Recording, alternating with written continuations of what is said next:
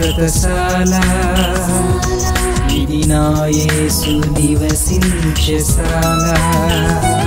దేవునికి స్తోత్రములు కలుగునుగాక, దేవునికి మహిమ కలుగునుగాక. మనలో తప్పులు కంప్లీట్గా తొలగిపోయి మనము స్థిరపరచబడేంత వరకు దేవుని యొక్క వాక్యం అటు ఇటు అటు ఇటు మనల్ని పొడుస్తున్నాడు. అమ్మో ఇటు తగులుతుంది, అమ్మో ఇటు తగులుతుంది అని నువ్వు ఎంత నుసిల్లా కూడా దేవుడు వదిలిపెట్టే ప్రసక్తి ఉండదు. ఎంతవరకు? దేవుని యొక్క రాకడొచ్చేంత వరకు దేవుని యొక్క వాక్యం మనల్ని పొడుస్తూనే ఉంటుంది. అందుకే భక్తుడైనటువంటి పౌలు ఏమన్నాడు? దేవా, ఈ పక్కన ఒక ముళ్ళు ఉందయ్యా, ఈ ముళ్ళు తీసేస్తే నేను ప్రశాంతంగా హాయిగా ఆనందంగా వాక్యం చెప్తాను, ప్రార్థన చేస్తాను, నీ సేవ చేస్తాను అన్నాడు. సరే నాయన, కుచ్చుకుంటుందా? సరే తీసేస్తాను అన్నాడా దేవుడు? ఏమన్నాడు చెప్పండి? నా కృప నీకు చాలు, అమ్మలు నీకు అనవసరం అన్నాడు. నేను కుచ్చుతూనే ఉంటాను, కాపాడుతూనే ఉంటాను, అటుపోయినా కుచ్చుతాను, ఇటుపోయినా కుచ్చుతూనే ఉంటాను, అయినా కూడా నా కృప నీకు తోడై ఉంటుంది, అమ్ములతో నీకేం పని అంటూ ఉన్నాడు దేవుడు. దేవుని సన్నిధిలో చేరినటువంటి దేవుని ప్రియబిడలమైన మనల్ని కూడా దేవుడు కుచ్చుతూనే ఉంటాడు. కుచ్చాలి, కుచ్చకపోతే మనం మాట వినం కదా. మన మాట వింటామా? ఈరోజు హాయిగా ఉంటే నా ఇంతటి రాజు రాణి ఎవరు లేరు అనుకుంటాం.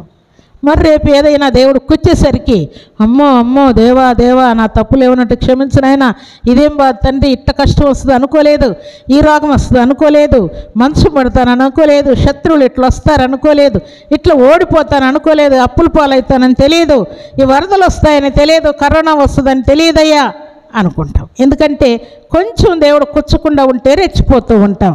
అందుకనే దేవుడు ఉదయం నవ్విస్తాడు, సాయంకాలం కూర్చుతాడు, సాయంకాలం నవ్విస్తాడు, మరలా ఉదయం కూర్చుతూ ఉంటాడు. భక్తుడైనటువంటి పౌలుకే ఈ ముళ్ళు తప్పలేదు ప్రియులారు. కాబట్టి మనకు కూడా ఏం అవసరం చెప్పండి? ముళ్ళు అవసరమా కదా? తప్పకుండా అవసరం ప్రియులారు. అందుకే దేవుడు సెలవిచ్చిన మాట ప్రకారం చాలాసార్లు దేవుడు మంచి మనసు కలిగి ఫలించేవారుగా మీరు ఉండండి అని పలుమార్లు మనల్ని ప్రేరేపిస్తుంటాడు. ప్రేరేపించినప్పుడు మనం ఏం చేయాలని దేవుడు ఆశపడుతూ ఉన్నాడు అంటే, చాలాసార్లు దేవుని మాట వినడానికి మనల్ని మనమే ఆన్సర్ ఇచ్చుకుంటూ ఉంటాం. నాకు కూడా దేవుని మాట వినాలనే ఇష్టమే ఉంది, దేవుడు అంటే నాకు కూడా ప్రాణమే, ఏమంటే కొంచెం ఆరోగ్యం బాగాలేదు, ఆరోగ్యం బాగాలేనిది ఒక సొడ్డు, ఏమంటే నాకు కొంచెం అప్పులు ఉన్నాయి అందుకే నేను దేవుని మాట వినడం లేదు, అప్పులు ఒక సొడ్డు. తర్వాత ఏమంటే నాకు ఇల్లు లేదు, ఏమంటే నాకు పొలం లేదు, ఏమంటే నేను ఎగ్జామ్లో పాస్ కాలే, ఏమంటే నాకు జాబ్ రాలే, ఏమంటే నాకు ప్రమోషన్ రాలే, ఏమంటే నాకు మ్యారేజ్ కాలే, నాకు బిడ్డలు కలగలే, ఏవేవో మనము సందులు ఎత్తుక్కుంటూ ఉంటాం. అయితే సర్వశక్తిమంతుడైనటువంటి దేవాతి దేవునికి తెలియకుండా ఇవన్నీ వచ్చి ఉంటాయి మనకు చెప్పండి? ఇవన్నీ దేవుని తెలిసే కదా మనకు వచ్చింది. దేవుడు అంటూ ఉన్నాడు, పలుమారులు దైవ కార్యం చేయటానికి, ప్రార్థన చేయటానికి, ఉపవాసం ఉండటానికి, దేవుని మందిరానికి రావడానికి, లేక సాక్ష్యం పలకడానికి, పాపములు ఒప్పుకోవడానికి, లేక అర్పణ ఇవ్వడానికి, కుమారుని అప్పగించడానికి, కుమార్తెను అప్పగించడానికి, లేక దశంభాగం ఇవ్వడానికి, మొక్కుబడి చెల్లించటానికి, వెండి బంగారములు అర్పించటానికి, వీటన్నిటికీ కూడా మనలో ఫలించేటువంటి స్వభావం మనలో ఉంటే మనం ఏం చేస్తామంటే, మనకు తెలియకుండానే దేవుని ప్రేరేపణకు తల వంచేస్తాం. తర్వాత ఏమైనా జరగండి. ఇక్కడ ఒక మాట మీకు జ్ఞాపకం చేస్తాను. ఒక భక్తుడు ఉన్నాడు, ఆయన చనిపోయాడు, ఇప్పుడు లేడు.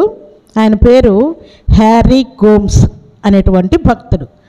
ఆయన వయస్సు 68 సంవత్సరాలు, చనిపోయేటప్పటికి 70 సంవత్సరాలు ఉన్నాయి ఆయనకు. 68 సంవత్సరాల వయసులో సైతాను, ఇంకెక్కడ సేవ చేస్తావు నువ్వు, 68 ఏళ్ళు వచ్చినాయి, అటు పరిగెత్తుదునా, ఇటు పరిగెత్తుదునా, ఆడికి పరిగెత్తుదునా, అక్కడ సేవ చేస్తే బాగుండు, అక్కడ ప్రార్థన చేస్తే బాగుండు, అక్కడ సువార్త ప్రకటిస్తే బాగుండు, ఆ ఊరికి వెళ్తే బాగుండు, ఈ ఊరికి వెళ్తే బాగుండు అని పరుగులెత్తుతున్నావు. నీ వయసు ఎంతో తెలుసా? 68 సంవత్సరాలు. అంటే 2 తక్కువ 70 సంవత్సరాలు. పరిగెత్తొద్దు, నువ్వు పిల్లోడివి కాదు అని వార్నింగ్ ఇస్తూ ఉందంట. అప్పుడు ఆయన తన మనసులో అనుకుంటూ ఉన్నాయంట, ఎప్పుడు బలహీనమైన నేను కొంచెం బలహీనంగా ఉన్నాను, ఈ పని చేయలేను, నా వల్ల కాదు అనుకున్న ప్రతిసారి కూడా నా వయసు ఇప్పుడు 30 అనుకుంటా అంట. దేవునికి స్తోత్రములు కలుగునుగాక, దేవునికి మహిమ కలుగునుగాక. ఎంత అనుకుంటున్నా అంట? 2 తక్కువ 70 సంవత్సరాలు అనగా 68 సంవత్సరాల వయసులో ఆయన మనసుకు ఎంత అని చెప్పుకుంటున్నాడు? 30 సంవత్సరాలే, నాకు భయపడే ప్రసక్తే లేదు, కష్టపడతాను, పరిగెత్తాను, ప్రార్థిస్తాను, ప్రకటిస్తాను, అర్పణిస్తాను, దేవుని కోసం ప్రాణాలైనా అర్పిస్తానని పరిగెత్తునట్లుగా తన ఆత్మకు చెప్పుకుంటూ ఉంటాడు. నా వయసు 68 కాదు, 30 సంవత్సరాలే అనుకొని ఉల్లాసముతో ఉద్యమతో దేవుని పని చేసేవాడు. ఆయన చనిపోయాడు ప్రియులారా. అప్పుడు ప్రార్థన చేసుకుంటూ ఆయనకు కరోనా వచ్చిందంట. కరోనా టైంలో డాక్టర్లు అన్నారంట, మా ఆయన భార్య ఎవరో ఇటు రండి ఒకసారి అని డాక్టర్ పిలిచాడంట. తర్వాత పిల్లలు కుమార్తెలను కూడా పిలిచాడంట. పిలిస్తే ఏం సార్ అంటే, ఒకసారి మీరు ఆయన ముఖం చూసుకోండి, ఆయన పరిస్థితి చాలా సీరియస్గా ఉంది, ఒకసారి ఆయన ముఖం చూసి వెళ్ళాలనుకుంటే చూసి వెళ్ళండి, తర్వాత మీరు చూస్తారో లేదో, మీరు ఆయనతో మాట్లాడతారో లేదో నమ్మకం లేదు అని చెప్పారంట. చెప్తే అందరూ వచ్చి చూసిపోతున్నారంట. భార్య, తర్వాత పిల్లలు అందరూ చూస్తూ ఉన్నారంట. మాట్లాడుతున్నా కూడా ఆయాసంతో మాట్లాడుతూ, కరోనా వచ్చిన వారికి ఏమొచ్చేది? ఊపిరాడకుండా ఆయాసం వచ్చేది. ఇంక అదే చివరి స్టేజ్. ఆయాసం వచ్చిందంటే కొంతకాలానికి, అనగా ఒక వారానికో 10 రోజులకో చనిపోతాడని లెక్క. అలాగ ఆయాసపడుతూ ఉంటే అందరినీ చూపించాడంట డాక్టర్. చూపిస్తే చూడడానికి వచ్చినటువంటి భార్యతో చెప్పాడంట, నేను హాస్పిటల్లో చావకూడదయ్యా, ఎక్కడైనా ఒంటరిగా ఉన్నప్పుడు నేను చావకూడదు, యాక్సిడెంట్లో నేను చావకూడదు, నేను సత్య సువార్త ప్రకటిస్తూ ప్రార్థిస్తూ పాట పాడుతూ నేను చనిపోవాలి అని దేవునికి చెప్పాను. కాబట్టి డాక్టర్ చెప్పాడని నువ్వేం గందరగోళం కావద్దు. డాక్టర్ మాట కంటే నా ప్రార్థన నా దేవుడు చాలా ఇష్టంతో వింటాడు. కాబట్టి మీరేం టెన్షన్ పడొద్దండి, నేను హాస్పిటల్లో చనిపోను అని చెప్పాడంట. దేవుడు కరోనా వ్యాధి నుండి ఆయన తప్పించి బ్రతికించి సజీవంగా కాపాడాడు. తర్వాత కరోనా వ్యాధి వెళ్ళిపోయిన తర్వాత ఈ మధ్య కాలంలో ఆయన చనిపోయాడు. ఒక 2 months అట్లా. ఎక్కడ చావకూడదు?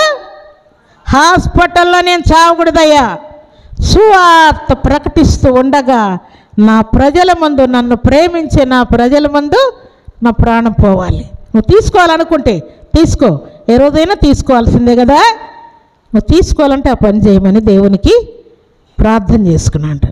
నిజముగానే సువార్త ప్రకటిస్తూ ఇలాగ నావలే వాక్యం చెప్తూ ఆయన అక్కడే కూలి చనిపోయాడు. దేవునికి స్తోత్రములు కలుగునుగాక, దేవునికి మహిమ కలుగునుగాక. దేవుని ప్రియ బిడ్డలు ఇష్టముతో, విశ్వాసముతో, యోగ్యమైన మంచి మనసుతో ప్రార్థన చేస్తే దేవుడు మన మరణాన్ని కూడా మనకు నచ్చినట్టుగా దేవుడు చేస్తాడని రుజువైందా లేదా? అయిందా లేదా? తూచ తప్పకుండా మన దేవుడు చేస్తాడు ప్రియులారా.